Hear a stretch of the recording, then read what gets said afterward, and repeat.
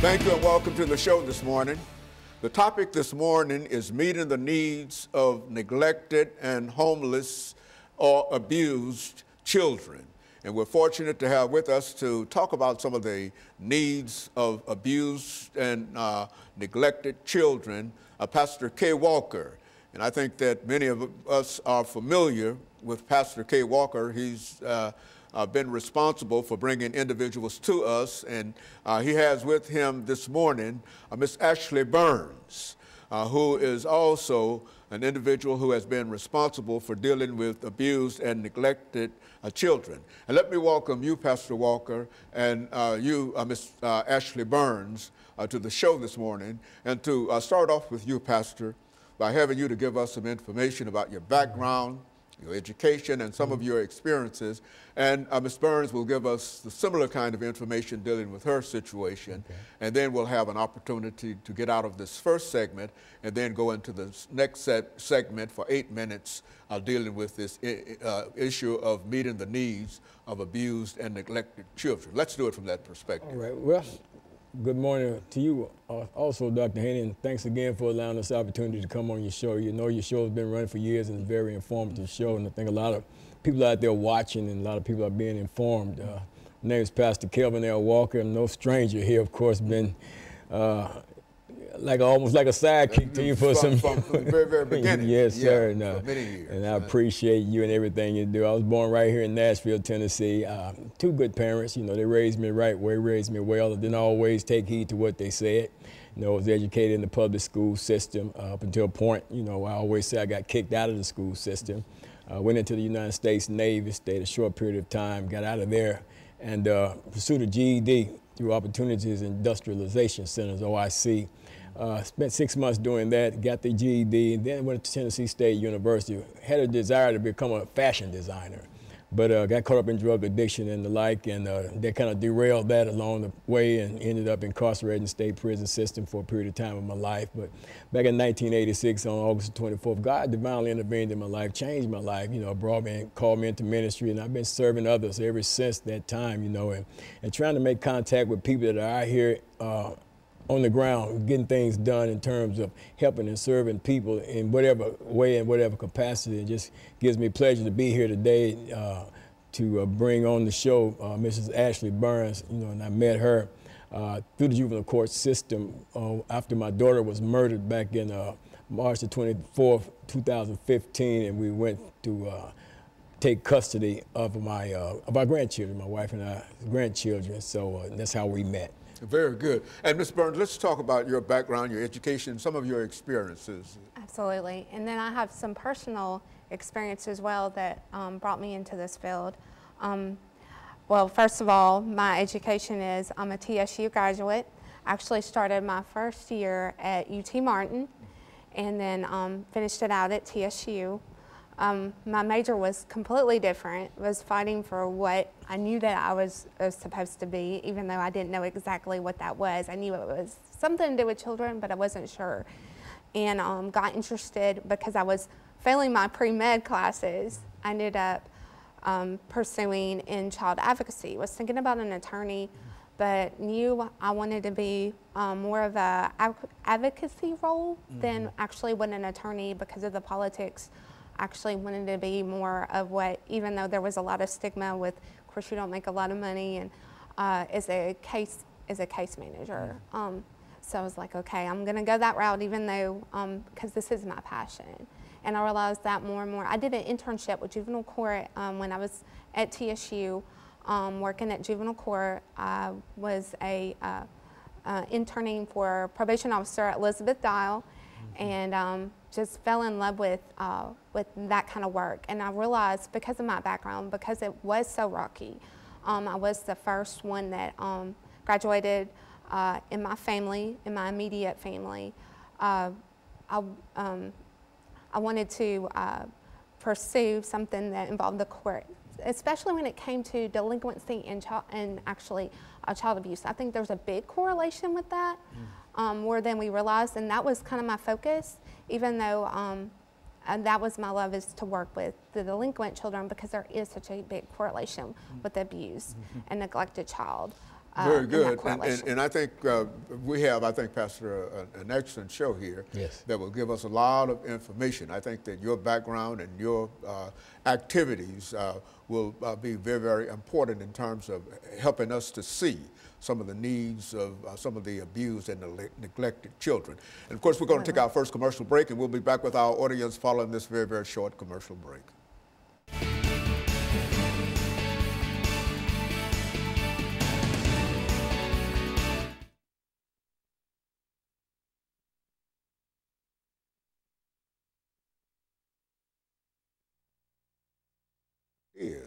That's and I think that's always the best. And so we've got 8 minutes when we come back, Pastor, and then we'll start off with you. What do you want to talk about neglected children and abused children? I mean, that's our general topic, but what would you like to say for about 3 or 4 minutes in reference to that? And then he'll take about 3 minutes, and then we'll come back with you for second statements, about 2 minutes, and then we'll end that segment with you. Okay. But we'll start with you. Yeah, well, I'll focus on what the court is doing, and then I'll go into some of the just intervention type of deal that I like to focus on with the community and being a support. Yeah, that's good. In other words, you'll give us an opportunity to see what the juvenile justice system is all about in a real sense. Is that what we're saying? I'm definitely going to try. Yes. Okay, well, that's all, and we've got 8 minutes. I think a lot of people are not aware of that. Just take the first 2 or 3 minutes and talk about that, and then he'll have an opportunity, and so we'll just divide the 8 minutes between the two of you, 3 minutes, 3 minutes, 2 minutes, a minute, and et cetera, back and forth like that, to give both of you an opportunity to have a good stretch of minutes to make some, excuse me, some statements. It's your show. Said it. That's awesome. I don't mind going on mute.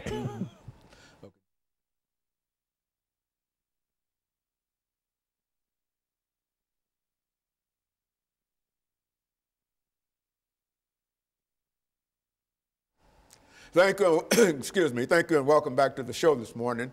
The topic this morning is meeting the needs, excuse me, of abused and neglected children.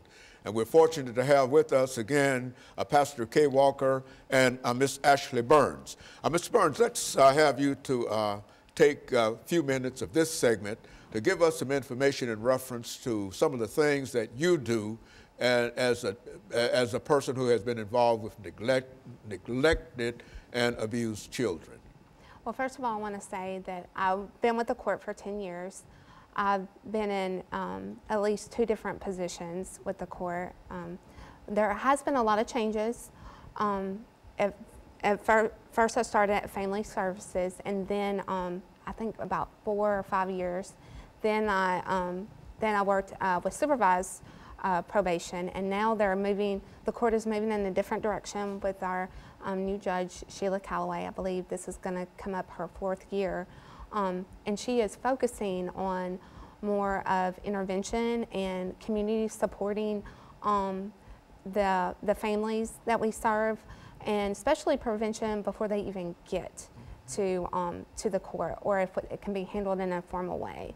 So they're really trying to focus on that, and that's stretching us as well of how can we meet the needs of children, because regardless of how they're coming, there is an issue with abuse and neglect. Anytime you deal with drug addiction, anytime you deal with the different issues that they're faced, whether it be directly an NND issue, even children just screaming at their children, still that could result. If not, maybe that kid to be violent if we don't address the needs. And they're simple needs, like it might be a program, or it might be a connection. Hey, do you know somebody that that does this or that? I tell my families all the time, just because I close your case doesn't mean you can't call me. And if I can't find out the answer, I'll definitely try to find out who can. And that's the big part of it. It's the simple things that we can do in the community. It's building those relationships, calling people back when you say you're going to call people back, treating them with respect. Because no matter what, I realized from one of the major big support systems of juvenile court. Icon, in my opinion, of juvenile court, Miss Julia Tucker just passed away.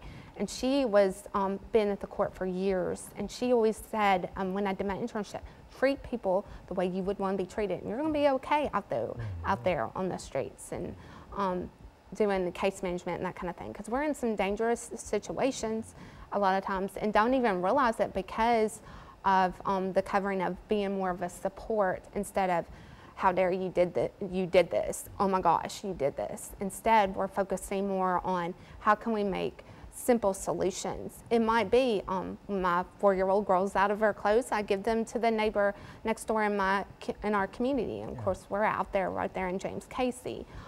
There's 2 offices out there with juvenile court. So it's the simple things that we can get involved, whether it be something big that is on national TV or on the TV, or something that is more under the radar. It's all very important, and I think we all need to be encouraged more as being out there in the field as case managers and workers. It's very draining, and to know that we are doing something, it might be something small. I considered it small what I did with Pastor Walker. I just did a home study, but in even God's eyes, that's big to do the little things. And of course, the negativity of this world does want us to say that we're not doing enough, but it's to do something. Just to be there is very, very important. Is that what she's saying, Pastor? Yeah, especially with the support that the course is leaning toward doing now. That's what I'm hearing.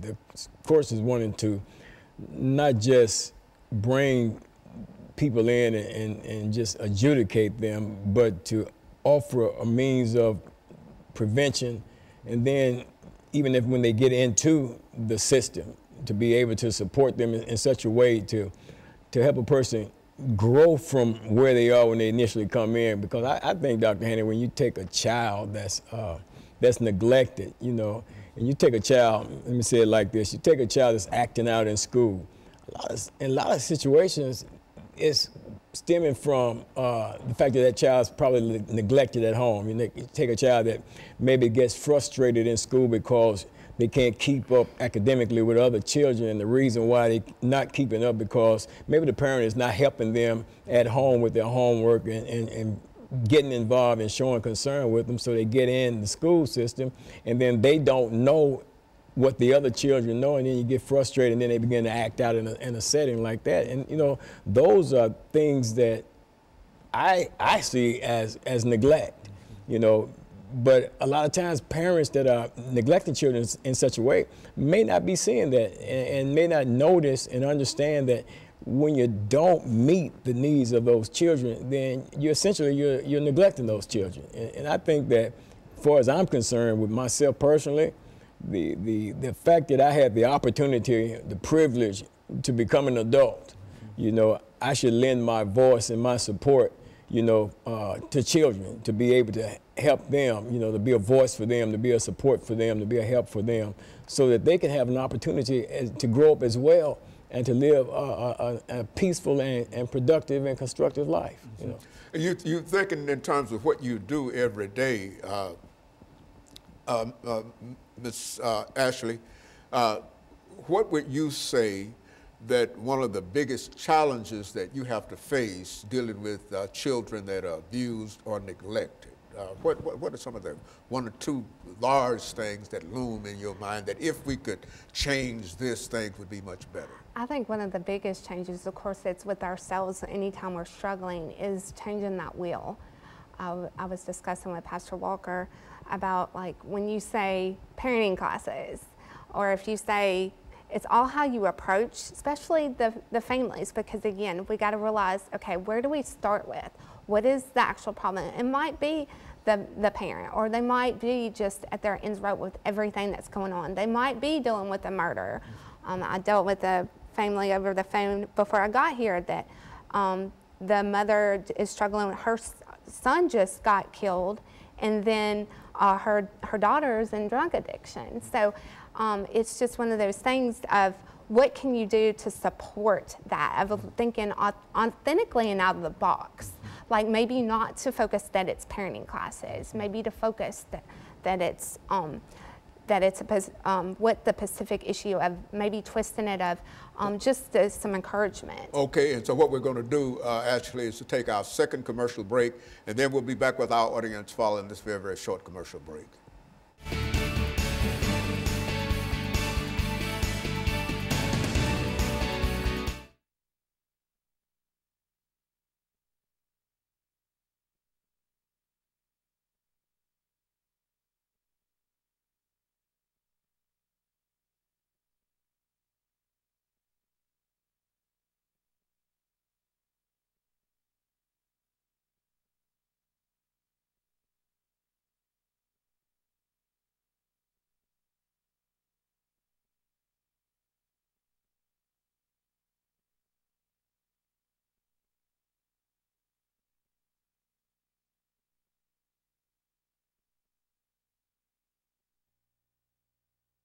About, because anything that you might say is probably news to a large number of folks who are watching this. They might know something about the system, but you know, I think you can give them an example of what is going on and some of the challenges that you have to face living with these children.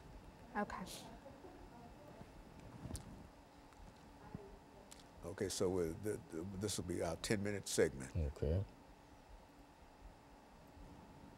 Now we're going to start this 10-minute segment off with you. Okay. And then you take about 3 or 4 minutes, and then you will take about 3 or 4 minutes, and then we'll give you probably have about a minute a piece. Yes, ma'am. All right, great. There we're stand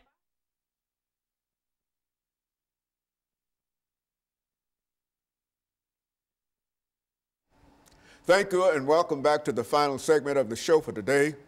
We're talking to Pastor Walker and Miss Ashley Burns, and the topic is meeting the needs of neglected and abused children. And Pastor Walker, let's talk about, over the last 10 minutes that we have, some of the things that you think that our audience ought to know in terms of how we might be able to greater deal with some of the children that are neglected or abused. And Ms. Burns will sort of tie into what you're talking about, and she'll take about 3 or 4 minutes, and then we'll go back and eventually end this show for today. Well, you know, Dr. Henry, I think one of the things I think adults need to as adults, we need to open our eyes and pay more close attention to youth. Not only our own children, but children in general. Because children are experiencing, you know, in this day and age, peer pressure that these children are facing in this day and age, man, it's just unbelievable. And they are displaying certain behaviors and character defects and faults and stuff like that. And instead of criticizing and talking about, and that's a bad little boy right there, that's a mean little girl, and that kind of stuff like that, you know, I think we should be trying to find a way to ask ourselves, you know, there's got to be a reason. There's something at the core there that's causing this child to maybe act this way or behave this way. And as the topic suggests, we're talking about meeting the needs, because if a child is, in my opinion, if a child is acting out in a way that's really just, you know, off the track, outrageous in a real sense. Yeah, you know, there's got to be something there.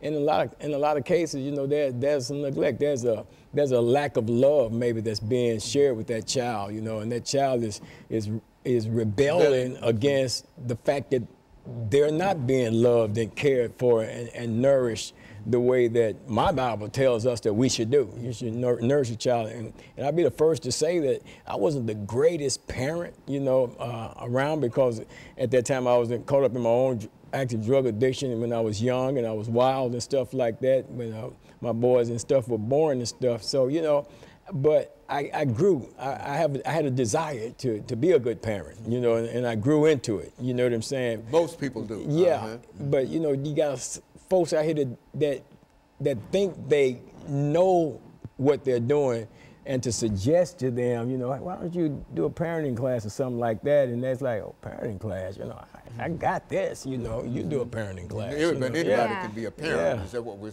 and I would imagine you run across that kind of attitude quite often in what you do, Ms. Burns. Right, and it's approach, I think, is important, because how do we break those barriers? Because a lot of these families, you know, and just like ourselves, we all have a history, you know, with how do we, a lot of them have been abused and neglected or in drug addiction, and some of them are still active. So how can we break those barriers? And I think Pastor Walker said one of the keys is love, because a kid and everybody needs love.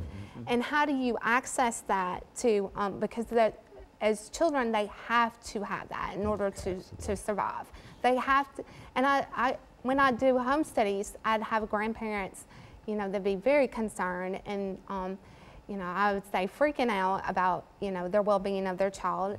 And I'm like, look, there's plenty of kids. I worked in DCS in foster care for a year. I was like, look, there's plenty of kids out there that have nobody. I said, but they have you. And that's very important, because that is what's going to make the difference. With love, things will make a difference. And that's important. And then the challenge that I have, and I think workers that care about people and that are trying really hard not to be jaded, is how do you get somebody to really know that you care about them, and you're not being judgmental, but you're actually doing that because you do care. So how do you show that? And in reality, it's to just be natural with it, to be concerned, and I'm here if you choose it. But unfortunately, we do have to deal with people's will. But we do our best, and we definitely continue to do what we can. And prayer is a big part of that too, of being focused of what do I need to do? Because I could be focused all over the place, but what do I need to do to be focused? And it's so it's important to tell them to be very real and be honest, because and again, the court is not being punitive at all, but then in my mind, children do need those boundaries, and then a lot of them don't have the parents that need to show them the boundaries.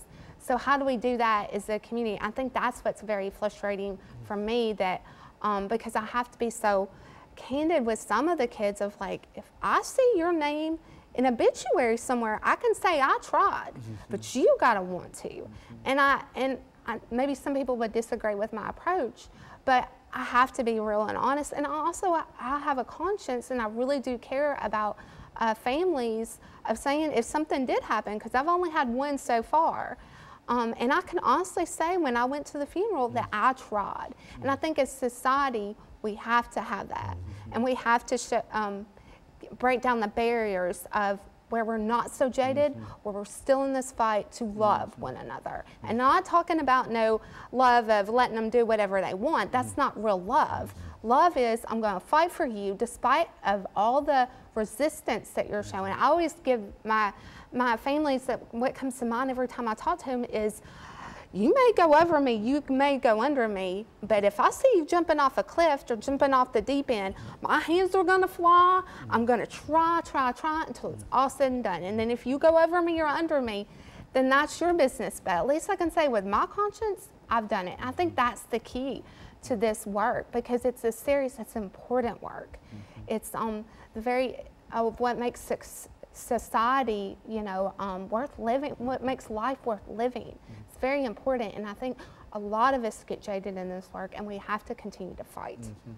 As a matter of fact, I think one of the most important things, I think we've said this on many occasions, Pastor, and we talk about love, and I think that no matter what situation a child or an individual might be in, if you demonstrate to that individual, no matter who you are or who that child or who that person might be, that you have respect, understanding, goodwill toward them, and that you wish them the best. Absolutely. And I think that if you demonstrate that to an individual, no matter what situation that they might come from, I think that they're able to buy into some of the things. As a matter of fact, you have to demonstrate that before you can start teaching them anything. Oh yes, it's amazing, because with my excuse me, with my grandchildren, they're just out of the blue.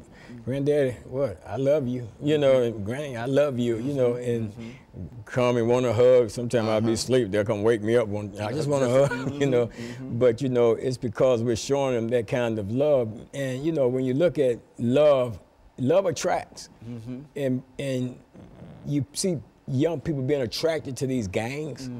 That's because these gangs are showing a strange kind of love that's attracting these young people to the gangs, because they feel like, they got a sense of camaraderie there, and there's a sense of loyalty, and they're making them feel like, you know, you're wanted, you're needed, you belong, you know, you're loved. But it's a strange kind of love, but at the same time, it's attracting them, you know.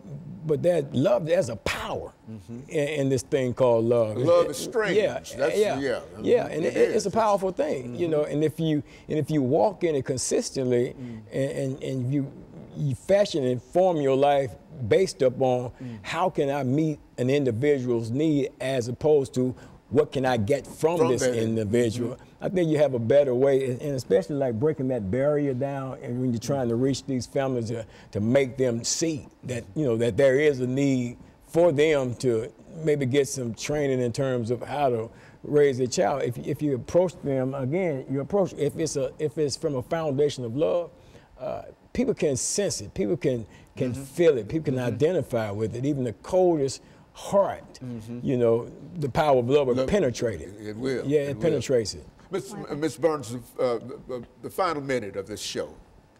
Also, I think it's good to talk about resiliency, because even when you're dealing with what people would consider the meanest or the baddest, there's still beauty within that person of what can we access, how can we access them to meet their full potential. And that's what I love about even the delinquent, what's considered the delinquent child, is how can we, because the more resistance, actually the more that greater they can be. Because if they could come out of the gangs, if they could come out and show that love, how many others can they reach? Very good. And of course, Pastor and Ms. Burns, let me thank the two of you for being here with us this morning. And let me encourage our audience to tune in again next week for another informative edition of Comments. Thank you and good morning.